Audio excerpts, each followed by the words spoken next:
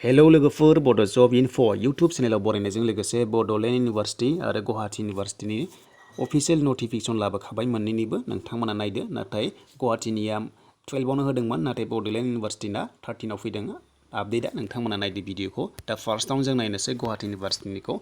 दा बेहाय नै गुवाहाटी इउनिभार्सिटिया 12आवनो होदोंमोन आरो बिनि नटिसखौ नाथाय बड'लेण्डना दिनैसो होदों 13 मेआव दा बेनो जाहैबाय खोथाया एखेयानो 13 मेनिफ्राय लानानै 15 डेजसिम बन्द जाथ'बाय नोंथांमोननि क्लासआ बा कलेजआ बा इउनिभार्सिटिया ओमफ्राय फैबाय थानाय समाव 15 डेजनि खाथियाव नोंथांमोना नटिफिकेसन मोनफिनबावगोन जे नोंथांमोननि क्लासआ जाफिनगोन ना जाफिना बा एग्जामा जागोन ना जाया सेमिस्टारना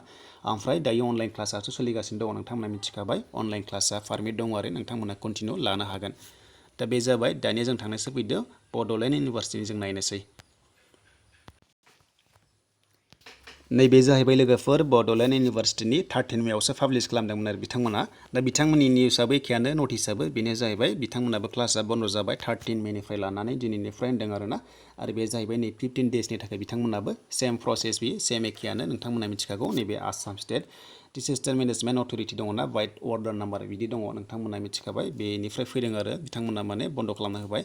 आरो बिनि अफिसा थागोन आरो इमारजेन्सि जायफोर इमारजेन्सि दङ बिथांमोना 1 PM सिम थागोन सोलिबाय थागोन आरो नोंथांमोना बेहायबो जायफोर बड'लेण्ड इउनिभार्सिटिनि आन्डाराव फरायगासिनो दङ अनलाइन क्लास नोंथांमोनाबो लाफिननो हागोन बा लाबाय थानो हागोन कन्टिनिउ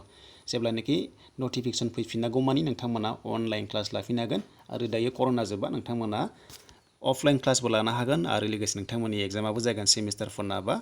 जिखुनु जाया UG PG लेभेलनि एग्जामा जाफिनजोबगोन दा बेनि नटिस फैगोन नोंथांमोना नायदो 15 डेजनि उनावहाय ओंखारबावगोन अफिसियेल नटिफिकेसन